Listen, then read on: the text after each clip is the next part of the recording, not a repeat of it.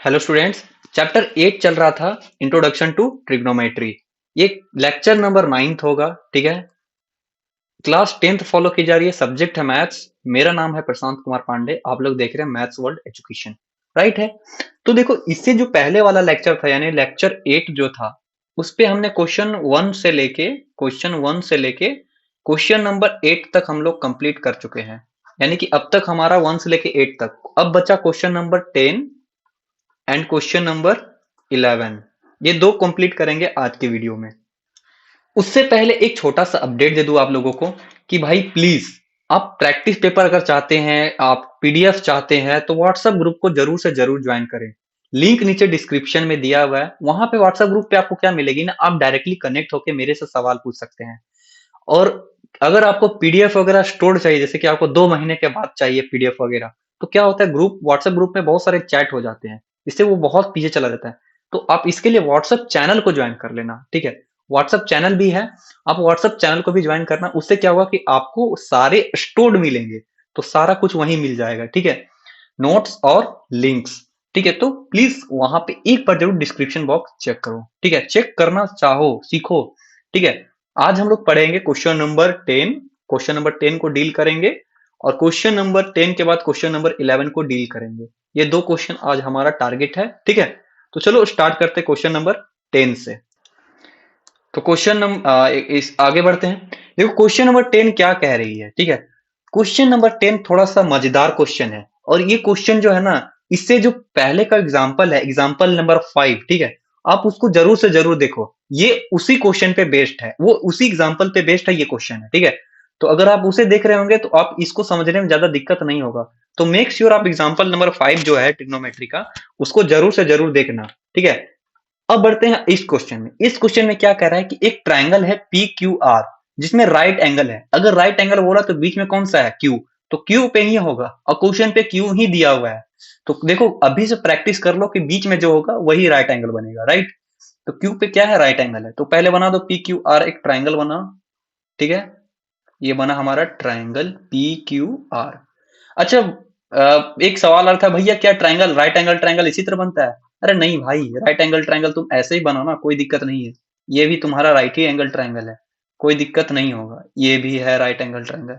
उससे क्या होता है ना, वो थोड़ा सुविधा लगता है। ठीक है, अब यहाँ पे इसको उल्टा जैसा फील होता है, हम लोग बचपन से उसी टाइप से पढ़ते आ रहे हैं। तो कोई दिक्कत नहीं है, तुम इसको भी बना सकते हो, इससे भी आंसर आएगा, कोई दिक्कत नहीं, पर वो बेसिक होता है। ठीक है, तो एक राइट एंगल ट्राइंगल बना दिया हमने, कोई दिक्कत? कह रहा है पी क्यू, क्यू पे क्या है, राइट एंगल है, तो यानी कि 90 डिग्री जो है वो यहाँ पे क्यू पे होगा। ठीक है, आगे क्या कह रहा है कि जो, अब देखो जो बचे दो उनका नाम रख दो, इनमें से कोई भी नाम रख दो, कोई दिक्कत ही नहीं होगा। चलो इसका नाम पी क्यू आर रखता हूं। अब क्वेश्चन कह रहा है राइट एंगल एट क्यू। अब देखो पी आर को जोड़ रहे हैं, यानी कि पी आर ये वाला हाइपोटेनियस को, और क्यू आर यानी कि ये वाला साइड को अगर जोड़ रहे हैं, तो उसका वैल्यू आ रहा है 25 सेंटीमीटर आ रहा है। तो गिवन लिखो पहले, गिवन, गिवन क्या दिया हुआ है, पी आर यानी हाइपोटेनियस को जब जोड़े, और किसके किसके नजर में, और परपेंडिकुलर को जब जोड़ रहे हैं, परपेंडिकुलर कौन है, आर क्यू। क्यों परपेंडिकुलर है, क्योंकि हम देख रहे हैं कि यहाँ जो निकालना है वो पी के नजर से देखना है। तो पी के नजरिए में परपेंडिकुलर कौन होगा, आर क्यू होगा। तो यानी कि परपेंडिकुलर और जब हाइपोटेन्यूज को जोड़ रहे हैं, तो उसका वैल्यू 25 सेंटीमीटर आ रहा है। राइट, और पी क्यू का जो वैल्यू है, यानी कि पी क्यू का वैल्यू कितना दिया हुआ है, P Q equal to 5 centimetre. P Q कहाँ है, यहाँ है पी क्यू। ठीक है, ये कितना दिया, 5 सेंटीमीटर। अब भैया इसको सॉल्व कैसे करेंगे? ठीक है, तो या तो तुम इसको x मान लो, pq को x मान, नहीं rq को x मानो, या तो फिर तुम इसको x मान लो। इससे क्या होगा कि ये जो दो अलग अलग टर्म पे टूटे हुए ना, ये एक टर्म पे आ जाएगा। ये जो अलग अलग टर्म पे है वो एक टर्म पे आ जाएगा। तुम क्या करो कि इसको मान लो x, x सेंटीमीटर मान लो। किसको मान लो, इसको, rq को x सेंटीमीटर मान लो। तो let rq equal to x centimetre. कोई दिक्कत, कुछ तकलीफ हुआ, तुम इसको भी मान सकते हो, कोई दिक्कत नहीं है। लेकिन क्या होगा ना कि वो सब्ट्रैक्ट हो जाता है। ठीक है, तो जब स्क्वायर करोगे तो वन माइनस बी का होल, ए माइनस बी का होल स्क्वायर आ जाएगा। इससे क्या होगा कि समस्या होती है। ठीक है, तो कोई समस्या नहीं है, वो उससे भी आंसर हो जाएगा, कोई दिक्कत नहीं। आर क्यू का वैल्यू कितना दिया हुआ है, एक्स सेंटीमीटर। RQ का वैल्यू कितना दिया हुआ है, x सेंटीमीटर।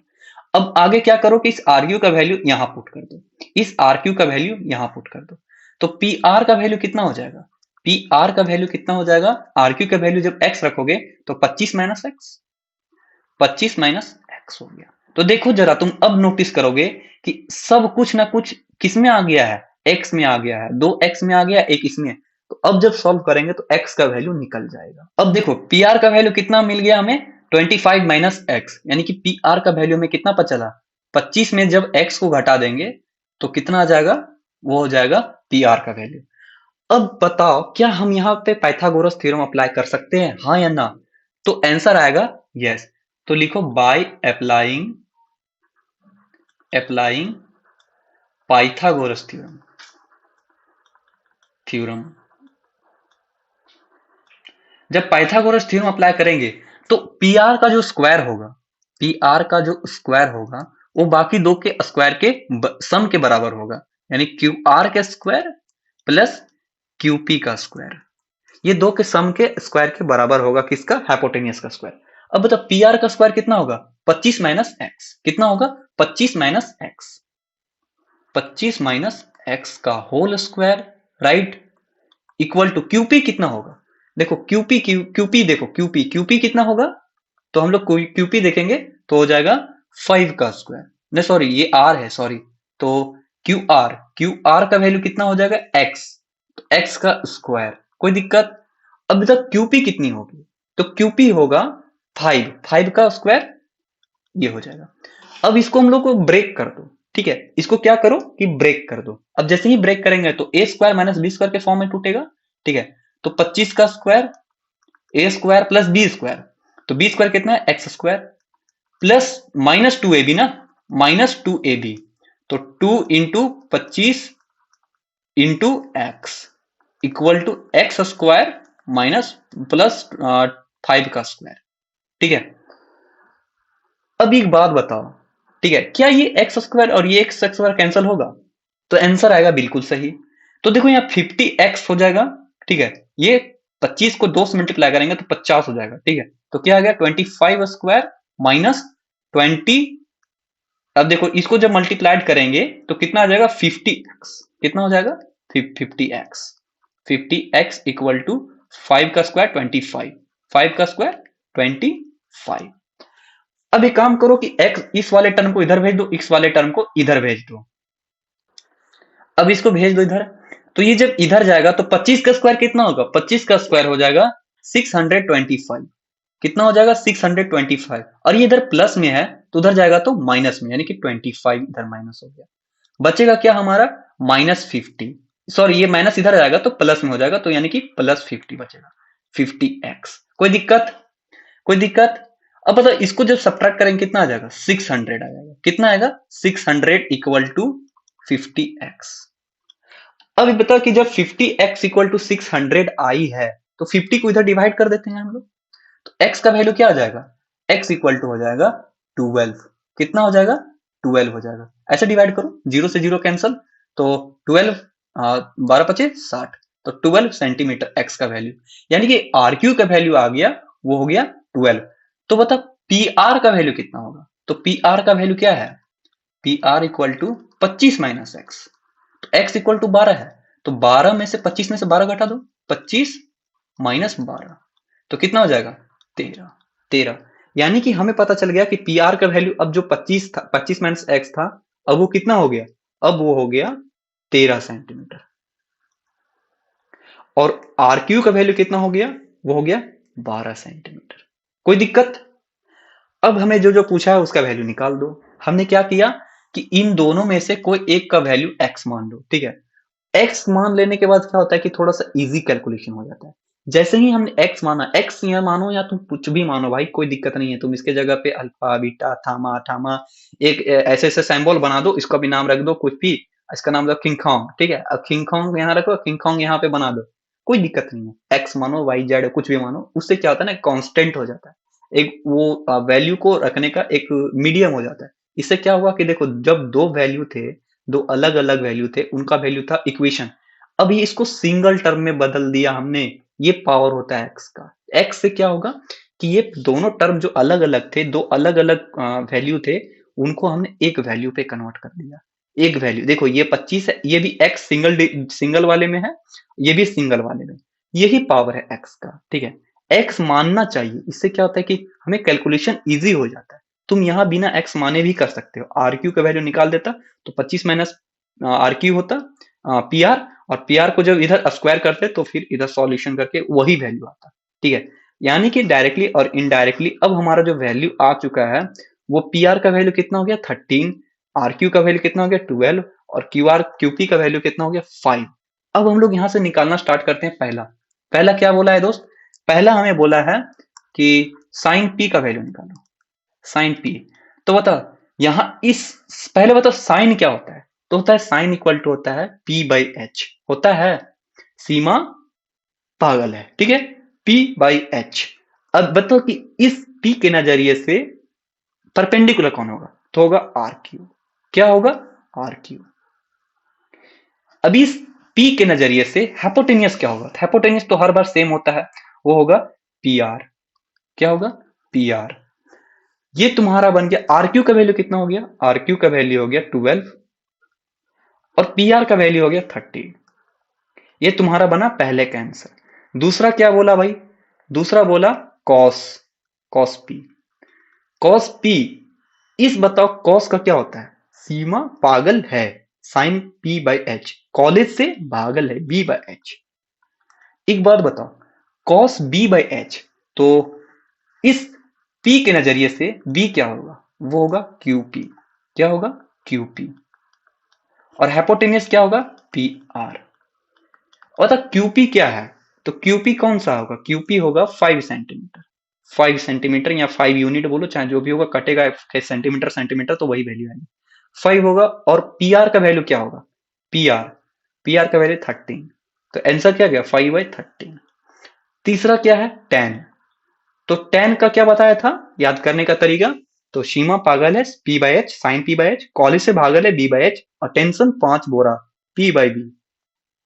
ठीक है, एक बात बताओ कि इस पी के नजरिए से अबर परपेंडिकुलर कौन होगा, तो होगा आर क्यू। देखो परपेंडिकुलर क्या होता है, सामने वाला। ठीक है, तो इसके लिए परपेंडिकुलर कौन होगा, आर क्यू, आर क्यू। और बेस क्या होगा, तो इस पी के लिए बेस कौन होगा, क्यू पी। क्या होगा, क्यू पी। अगर तुम्हें यही समझ में नहीं आ रहा है कि बेस कौन है, हाइपोटेन्यूज कौन है, भाई प्लीज लेक्चर 1 एंड लेक्चर 2 देखो, बिना इसे देखे मत आओ इधर। आरक्यू का वैल्यू क्या है, आरक्यू का वैल्यू 12 है, और क्यूपी का वैल्यू कितना आ जाएगा, तो हो जाएगा 5। तो 12/5 आंसर यही होगा, यही होगा साइन कॉस टेन का सॉल्यूशन। ठीक है, ये हो गया क्वेश्चन नंबर 10। अब देखो क्वेश्चन नंबर 10 तो हो गया कंप्लीट, क्वेश्चन नंबर 11 चेक करो। 11 में क्या कह रहा है भाई, 11 में नोटिस करो, 11 कह रहा है ट्रू और फॉल्स देखना है। ठीक है, क्या देखना है, ट्रू और फॉल्स देखना है। तो क्वेश्चन नंबर 1 करना है, और इसको जस्टिफाई भी करना है कि आखिर ये हुआ तो हुआ कैसे, और नहीं है तो क्यों नहीं है। ठीक है, तो कह रहा है क्वेश्चन नंबर 1 क्या कह रहा है, 11 का क्वेश्चन नंबर 1 क्या कह रहा है वो देखो। कह रहा है कि the value of tan a is always less than 1। ये tan a हमेशा 1 से नीचे होता है।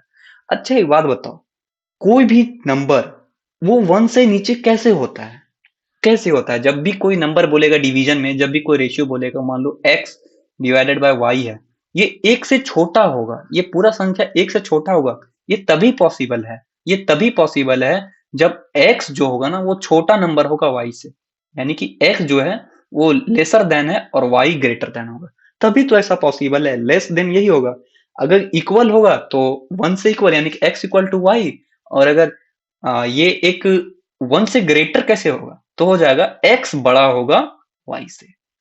नहीं समझे केस, चलो समझाता हूं। ठीक है, ये समझ गया तो ये भी तुमसे बन जाएगा तुरंत। मान लो कि तुम्हें एक नंबर दिया मैंने 3/4। ठीक है, और जब तुम इसे डिवाइड करोगे तो तुम चेक करो कि इसका जो नंबर आ रहा है ना वो 0 पॉइंट समथिंग आएगा। ठीक है, 0 पॉइंट समथिंग आएगा। चलो डिवाइड भी करके दिखा दे रहा हूं मैं, 4 है यहाँ 3 है, राइट। जब डिवाइड किया तो 0 पॉइंट लगी, फिर यहाँ 30 आएगा, तो कितने बार में जाएगा, 7 टाइम्स में जाएगा, 28। फिर कितना बचा, 2 बचा, 2 गया, फिर 0 उतरेगा, ठीक है, फिर यहाँ पे 0 उतरा, तो फिर यहाँ कितना आ गया तुम्हारा 20, तो ये अब कितने बार में जाएगा 5 बार में, तो वैल्यू कितना आया, तो आया वैल्यू 0.75, 0.75 आया। चलो एक और एग्जांपल ले लेते हैं, जैसे कि 1 बाय मैंने लिया 6, चलो 1/6 में 5/6 ले लो, जब इसको भी सॉल्व करोगे ना तब भी ये लगभग 0 पॉइंट समथिंग आएगा, ठीक है। तुम यानी कि हम नोटिस कर रहे हैं कि ये जो है ये कौन सा फ्रैक्शन, ये हो गया प्रोपर फ्रैक्शन, प्रोपर फ्रैक्शन। कौन सा फ्रैक्शन है, प्रोपर फ्रैक्शन। और प्रोपर फ्रैक्शन जो होते हैं वो ऑलवेज ऑलवेज 0 से कम होते हैं। अब देखो यहाँ पे क्वेश्चन, अब हमारा समझो, अगर मान लो कि मैंने इम्प्रॉपर फ्रैक्शन लिया, अब जैसे कि मैं 4/3 लेता हूं, इसी वाले एग्जांपल को मैंने लिया 4/3, तो इसका जो वैल्यू होगा वो 1 से ग्रेटर होगा। जैसे मैं सॉल्व करके दिखा रहा हूं 1 मिनट के लिए, इधर 3 हो जाएगा, ये 4 है, ये 1 टाइम्स में गया ऐसे ही, तो 3 बचा, 1 आया, पॉइंट लगी, 0 आया, 3 बार में जाएगा तो 1.33 आ रहा है, 1.3333 इस टाइप से आएगा। तो ये क्या है, ये 1 से तो ज्यादा है ना, तो ये कब पॉसिबल हो रहा है, यानी कि ये सीधा सीधी यही कहना चाहता है कि अगर कोई नंबर 1 से कम होगा तो उसका जो ऊपर वाला वैल्यू है वो हमेशा छोटा होगा और नीचे वाला वैल्यू बड़ा होगा। ये क्वेश्चन में यही कहना चाह रहा है, क्वेश्चन में कहना चाह रहा है जो tan का जो वैल्यू होगा वो 1 से कम तो होगा, यानी कि tan क्या होता है, टेंशन 5 बोरा। चलो इसको मैं अभी समझाता हूँ, फिलहाल बस इतना समझो कि 1 से कम वही वैल्यू होते हैं जो कि प्रोपर फ्रैक्शन होते हैं, यानी कि जो x न्यूमिनेटर होता है, न्यूमिनेटर अगर छोटा हो जाएगा डिनोमिनेटर से तो वो क्या होता है, 1 से वैल्यू उसका कम होता है। तो अब हम लोग इस क्वेश्चन में आते हैं, इस क्वेश्चन में कह रहा है कि tan a is always less than 1, ठीक है। तो देखो मान के चलो कोई ट्राइंगल है, ट्राइंगल है, तो इस ट्राइंगल को मान लेते हैं ये थीटा हो गया एंगल, तो बताओ इस एंगल ए ही मानो, ठीक है, ए मानो, ए बी सी मानो, क्या हमेशा ऑलवेज बी जो है, यानी कि ये टेन क्या होता है, टेन टेंशन 5 पूरा, समझो बातों को, 5 बड़ा, यानी कि पी छोटा होगा, इस नजरिए से पी छोटा होगा, तो क्या हर केस में परपेंडिकुलर छोटा होता है, अरे भाई हमने अभी बहुत सारे ऐसे ऐसे एग्जाम्पल देखे हैं जिसमें कभी कभी ये छोटा था, कभी कभी ये छोटा था, कभी कभी ये छोटा था, गारंटी नहीं है, हाइपोटेन्यूस ऑलवेज बड़ा होगा, पर ये फिक्स थोड़ी है कि परपेंडिकुलर हमेशा छोटा होगा बेस से, ये तो कुछ नहीं, कोई कह ही नहीं सकता कि ये कैसा होगा, ये डिपेंड करता है क्वेश्चन पे, ठीक है। यानी कि ये फॉल्स है, यानी कि परपेंडिकुलर बड़ा होगा कि बेस बड़ा होगा हम लोग डिटरमाइन ही नहीं कर पा रहे हैं, और जब डिटरमाइन ही नहीं कर पा रहे हैं तो हम लोग कह भी नहीं सकते हैं कि ये 1 से बड़ा होगा कि 1 से कम होगा, ठीक है, या फिर ऑलवेज 1 होगा, तो ये हमारा कहने का बस का बात है ही नहीं, तो ये सरासर गलत है, तो ये आंसर क्या होगा, फॉल्स, आंसर क्या होगा, फॉल्स। ये क्वेश्चन नंबर 11 का 1 था, सीधा बात समझो, tan 1 में क्या होता है, टेंशन 5 बोरा, बोरा बी पी बाई बी, यानी कि p हमेशा छोटा होगा, इस क्वेश्चन के अकॉर्डिंग p हमेशा छोटा होगा, तो ऐसा पॉसिबल थोड़ी है। हमने अगर मान लो एक राइट एंगल ट्राइंगल बनाया, ठीक है, राइट एंगल ट्राइंगल बनाया, इसमें जो परपेंडिकुलर होगा, समझो बातों को, इसमें जो परपेंडिकुलर होगा वो मैंने 3 लिया, ये 4 लिया, ये 5 लिया, परपेंडिकुलर तो खुद 4 हो जा रहा है, यहां तो 4 हो जा रहा है, और यहाँ बेस क्या हो जा रहा है, 3 हो जा रहा है, तो ये तो पॉसिबल ही नहीं हो रहा, ये तो बन ही नहीं रहा, ये सिचुएशन 1 से बड़ा हो गया, तो ये पॉसिबल है क्या, ये पॉसिबल नहीं है, ठीक है। क्यों नहीं पॉसिबल है, क्योंकि हम लोग डिटरमाइन ही नहीं कर सकते कि परपेंडिकुलर और बेस में कौन बड़ा हो। वही अगर साइन पूछ दे तो साइन क्या होता है, पी बाई एच, तो परपेंडिकुलर तो हमेशा एच से छोटा होगा, अगर यहाँ टेन ए की जगह साइन ए लिख देता तो yes it is true, but यहाँ लिखा हुआ टेन, टेन में कुछ नहीं कर सकते, लेकिन हाइपोटेनियस ऑलवेज बड़ा होता है। अब जब ये तो जब बड़ा होगा तो परपेंडिकुलर तो बड़े होगा, परपेंडिकुलर से बड़ा होगा तो ये प्रॉपर फ्रैक्शन बना, और जब प्रॉपर फ्रैक्शन बनेगा तो वो एक से उसका वैल्यू क्या होता है, कम होता है, ठीक है। ये हो गया तुम्हारा क्वेश्चन नंबर 11 का 1, क्वेश्चन नंबर 11 का 1। अब देखो क्वेश्चन नंबर 12 का, क्वेश्चन नंबर 11 का 2 देखो क्या होता है, देखो क्वेश्चन नंबर 2 देखो यहाँ पे, एक मिनट, क्वेश्चन नंबर 2 देखो, क्वेश्चन नंबर 2 देखो कहाँ गया क्वेश्चन, हाँ देखो ये वाला क्वेश्चन, देखो इसको जब सॉल्यूशन करोगे, ये भी थोड़ा सा उसी टाइप का क्वेश्चन है जो कि ऊपर वाला था, ये बिल्कुल ऐसा ही क्वेश्चन है, बस यहाँ पे लॉजिक क्या है कि कह दिया सेक ए इक्वल टू 12/5 है, क्या ये पॉसिबल है कि सेक ए इक्वल टू 12/5 होगा, हाँ या ना, तो देखो सेक का फॉर्मूला क्या होता है, फिर से ट्रायंगल बना दो 1 मिनट के लिए। तो ट्रायंगल बनाया, ये थीटा ए हो गया, ये पॉइंट ए हो गया। अब इस एंगल ए के लिए क्या कभी सेक 12/5 होगा? तो आंसर होगा यस। अब देखो ये यस कैसे बोल दिया मैंने। सेक का मतलब क्या होता है? सेक किसका सेक होता है कॉस का अपोजिट। कॉस क्या होता है? कॉलेज से भागल है, कॉलेज से भागल है। कॉस इक्वल टू क्या होता है? B by H. कॉस क्या होता है? B by H. तो सेक क्या होता है? इसका अपोजिट, यानी कि सेक क्या हो जाएगा? H by B. एक बात बताओ, अगर मैं यहां सेक ए लिखूं तो क्या, अच्छा एक minute, sec sec equal to क्या हो गया? H by B. अब जरा तुम सोचो, एच ऑलवेज बड़ा होना चाहिए, एच हाइपोटेनियस हमेशा बड़ा होता है बेस से, तो यहाँ बड़ा ही तो है, ये 12 बड़ा है 5 से, तो ये पॉसिबल है। यस, यानी नहीं समझे? मैं एक बार फिर समझा रहा हूँ, समझो बातों को। सेक का मतलब क्या होता है? सेक का मतलब क्या, अरे यार मीट ना, सेक का मतलब क्या होता है? H by B. हाइपोटेनियस बड़ा होता है भाई, ट्राइंगल पे हाइपोटेनियस ऑलवेज बिगर होता है, किसी भी दो साइड से ऑलवेज जो हाइपोटेनियस होता है वो बड़ा होता है, बस ये फैक्ट है। अगर बड़ा होगा तो ये ऑलवेज जो ऊपर वाला नंबर है वो हमेशा नीचे वाले नंबर से बड़ा होगा। तो क्या यहाँ पे ये वही बात फॉलो की जा रही है, हाँ या ना? क्या नीचे वाला जो नंबर है वो छोटा है ऊपर वाले नंबर से? तो बोलोगे यस। तो जब है ही तो ये वाला केस तो फॉलो कर रही है ना, तो इसलिए इसका आंसर ट्रू होगा। इसका आंसर ट्रू होगा। क्यों होगा ट्रू? क्योंकि जो सेक जो होता है वो एच बाई बी होता है और हाइपोटेनियस हमेशा बड़ा होता है, तो ये फॉलो कर रही है इस बात को। क्वेश्चन नंबर 2 हो गया कंप्लीट। अब बढ़ते हैं क्वेश्चन नंबर 3 की ओर। क्वेश्चन नंबर 3 को जरा देखो। क्वेश्चन नंबर 3 हमसे यही कह रहा है कि कॉस ए जो है, कॉस ए वो abbreviation used for cosecant of angle A. यानी कि एक सीधा कह रहा है कि जो कॉस ए लिखा हुआ है वो कोसेकेंट वर्ड से आया है।